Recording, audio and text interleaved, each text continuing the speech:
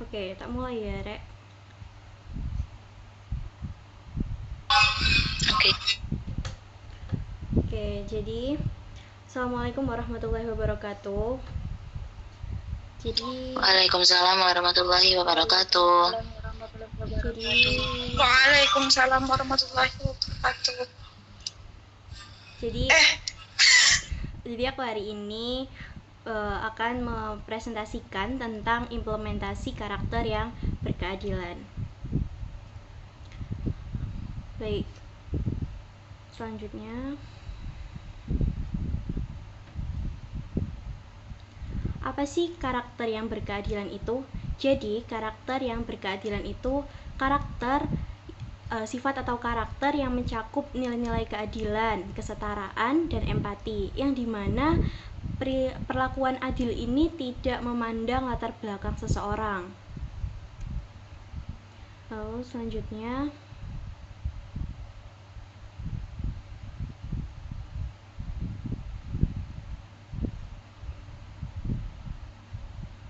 selanjutnya adalah aspek utama karakter yang berkeadilan. Yang pertama, adil. Namanya juga karakter yang berkeadilan ya pastinya aspek yang pertama itu adil. Terus yang kedua itu jujur. Karena karakter yang berkeadilan itu sifatnya itu terbuka, jadi tentu saja kita harus jujur agar saat kita mengambil keputusan untuk keadilan, kita dapat menentukan keputusan yang tepat. Lalu juga ada empati.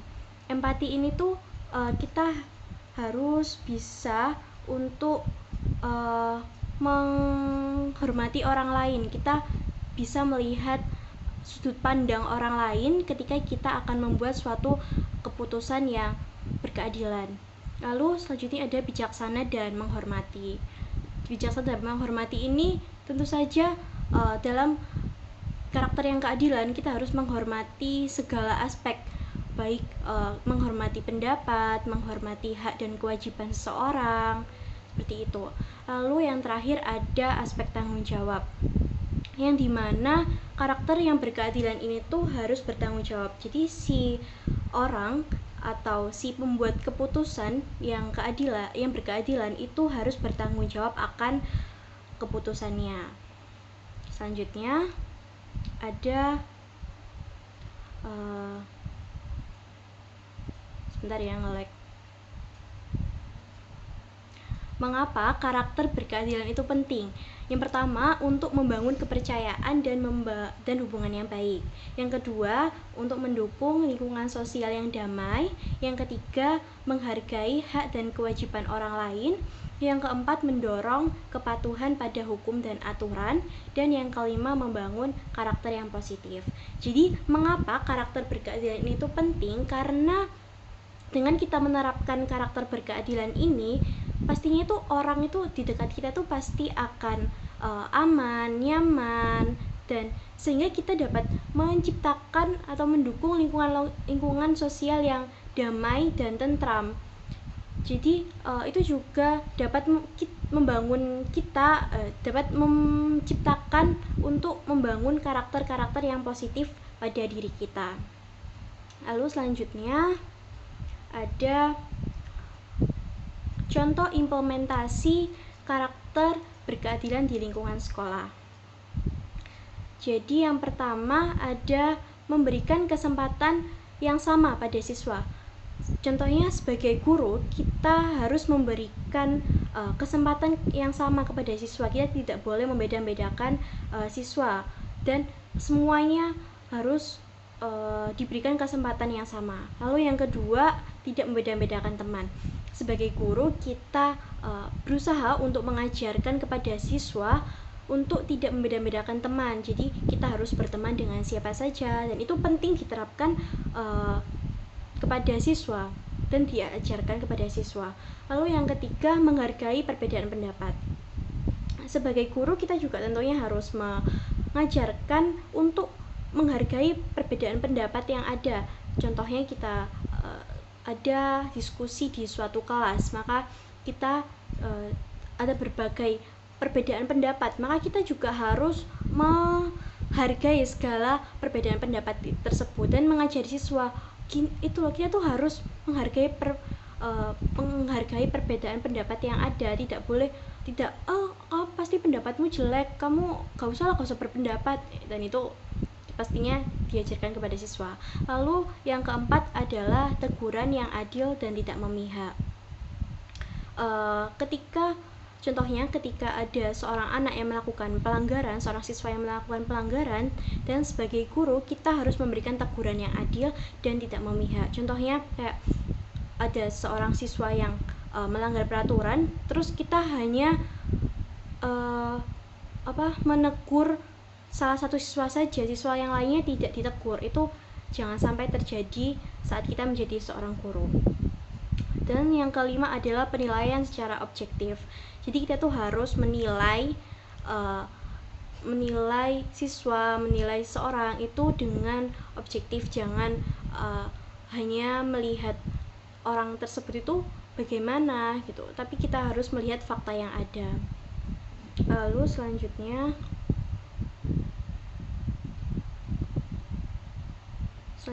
ada contoh implementasi karakter berkeadilan di lingkungan masyarakat. Yang pertama yaitu memberikan pelayanan yang sama di lingkungan pemerintah. Jadi ada beberapa kasus yang saat buat KTP gitu ya, lebih seringnya itu pelayanannya tuh kadang itu gak adil. Ada yang orang-orang mungkin yang lebih kesenjangan sosialnya lebih tinggi atau bagaimana, yang itu tuh kayak itu baru datang kok udah diduluin aja, sedangkan kita yang nunggu dari tadi tuh gak dilayanin. Itu saya sering tahu di lingkungan masyarakat. Lalu yang kedua, pemberian bantuan sosial yang tepat sasaran. Jadi banyak ya pemberian bantuan sosial itu yang mungkin tidak tepat sasaran. Jadi banyak mungkin orang-orang yang kelihatannya itu mampu, orang-orang yang mampu itu malah justru mendapatkan bantuan sosial dibanding orang-orang yang kurang mampu. Jadi itu menurut saya tidak tepat sasaran.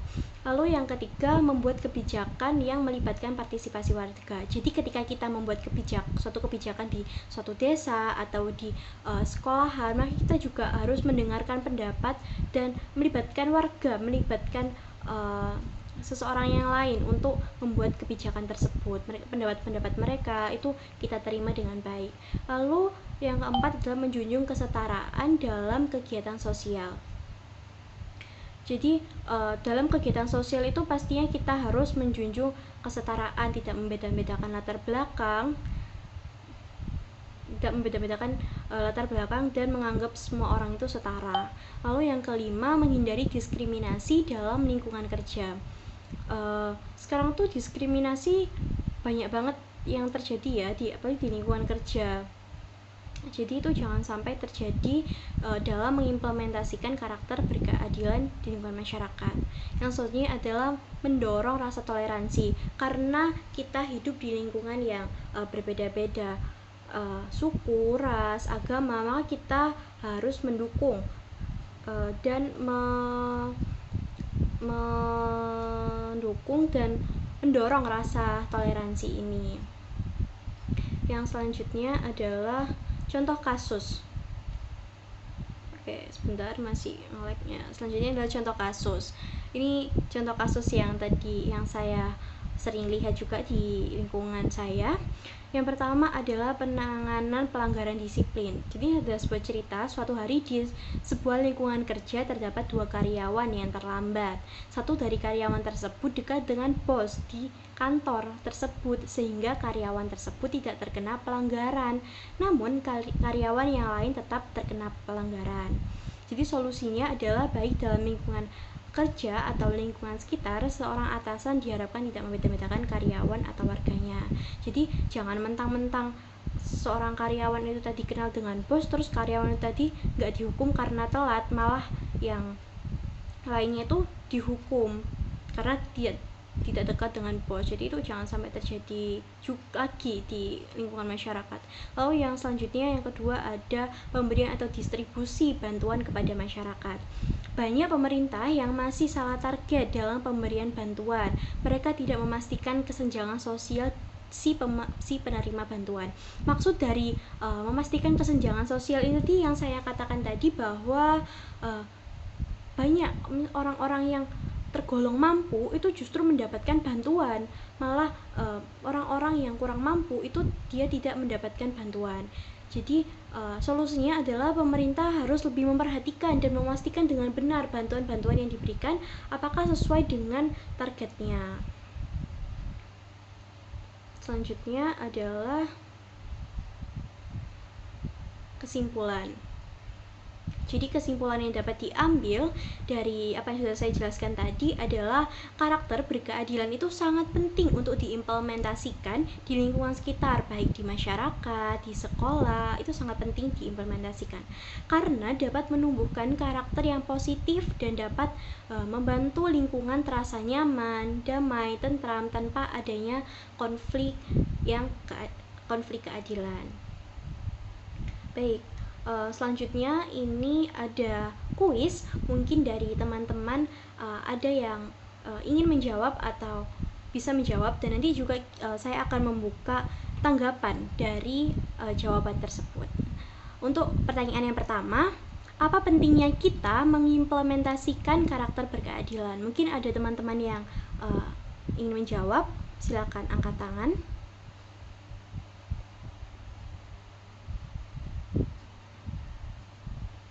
Teman-teman tidak ingin menjawab ini.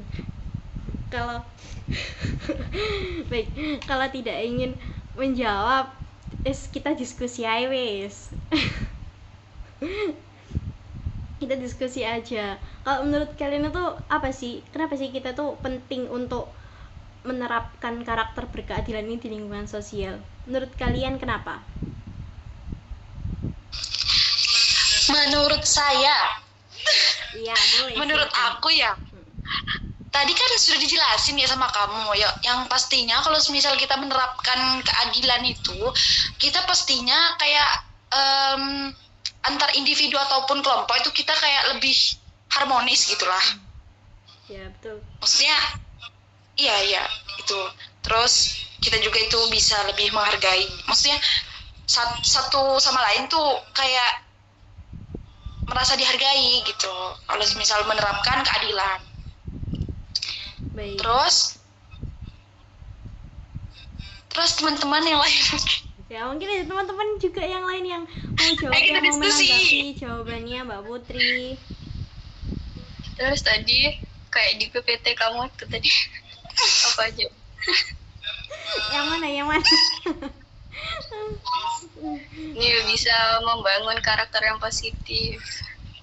ya itu bisa juga. Karena kan kalau kita nerapin keadilan itu kan berarti kita juga membangun karakter yang positif di diri kita kan. Ya, betul. Teman-teman yang lain mungkin ada yang mau menanggapi? Mbak Mita. Sibuk banget Mbak Mita. Wah. Sudah, ini tidak ada yang menanggapi lagi. Ya terus kita itu pastinya kita itu bisa lebih menjadi orang yang enggak, maksudnya orang-orang itu menganggap kita terpercaya gitu kalau menerapkan keadilan, kayak kayak gitu. Iya betul. Karena kan, kan orang jadi percaya kita, oh orang ini loh nilainya loh adil, jadi percayalah di orang betul. ini, gitu kan. Yes. Oke, udah selesai diskusi untuk pertanyaan yang pertama. Ada yang mau nanggapi? Lanjut. Sudah lanjut. Oke.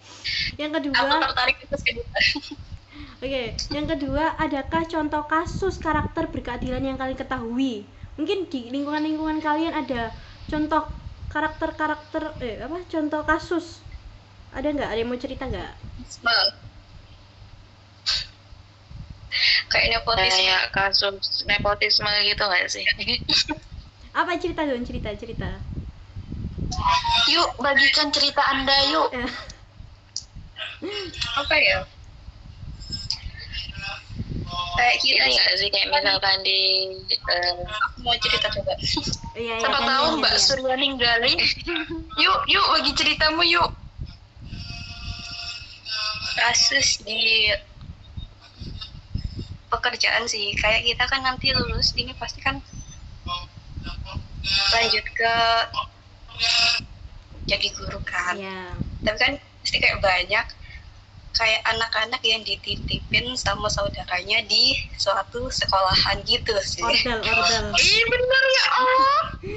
Orang iya dalam. itu banyak sih. Iya orang dalam. Antara kita itu yang berusaha masih cari apa ya, suatu sekolahan itu susah banget buat apple di sekolah. Iya. Nah itu tuh solusinya tuh gimana itu? Solusinya. Itu yang susah sih. Solusinya. Masih tidak menemukan. Iya betul. Iya banyak banget kayak gitu sumpah. Terus apa bedanya sama kayak relasi sama nepotis? Sebenarnya kalau relasi itu nggak gampang pas langsung Kan kayak masih jadi guru gitu. Kayak kalau relasi mah kayak kayak cuman dikasih tahu info-info inilah gitu. Kalau misal orang dalam tuh langsung kamu masuk, tinggal masuk aja gitu. Iya sih. kalau udah Ini Mbak Iya Mita sih. sama Mbak Suryani Mbak Arimbi tidak ingin memberikan tanggapannya. Yuk bisa yuk speak up yuk. Belum ada kak. Belum ada. Oke. Oke, selanjut. Udah selesai. Ini ada cerita lagi nggak nih? Nggak ada sih. Kalian ada pertanyaan nggak? Sejauh ini cuma itu sih ya. Sudah cukup jelas dari penjelasannya Mbak Naura. Wah. Ini gak sih, kalau menurut kalian privilege itu juga termasuk keadilan nggak? kalau yang dikasih privilege. Iya, orang-orang yang mendapatkan privilege itu menurut kalian itu Tergantung nggak? nggak sih?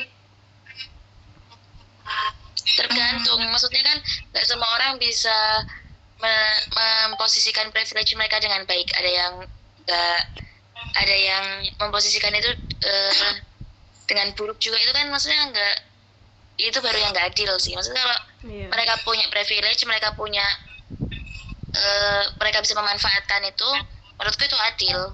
Cuman kalau Betul. emang mereka nggak bisa memanfaatkan, tapi nah karena itu jadi nggak adil nggak sih? Oke. Setuju. Mbak Arimbi.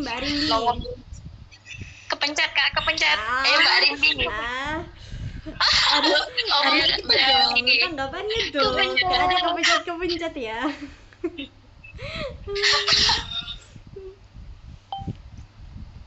Oke, jadi privilege itu kalau seseorang itu memanfaatkan privilege dengan baik, ya nggak apa-apa ya. Tapi kalau privilege itu malah digunain yang untuk enggak, ya jangan gitu. Iya gitu nggak sih? Maksudnya ya gitu, paham nggak sih kalian penjelasanku? paham. Nggak sesuai kemampuannya. Iya ya paham. Oke. Ini sudah. Ini Mbak Mita tidak ingin Sudah. mengungkapkan kata-katanya karena aku jadi belum mendengar suaranya Mbak Mita ya. Iya. Aduh, mau jalan-jalan kayaknya. Iya. Lagi perjalanan. Wah. Oke, kalau gitu, kalau diskusi kita kali ini sudah cukup, saya kira itu juga sudah cukup ya. Saya ucapkan terima kasih ke teman-teman yang udah mau diskusi dan meluangkan waktunya pada malam hari ini. Semoga diskusi ini bermanfaat untuk kita semuanya. Dan terima kasih semuanya. Terima kasih kembali. Oke, sudah selesai Ya, ya? terima kasih kembali. Sudah boleh keluar. Terima kasih ya teman-teman.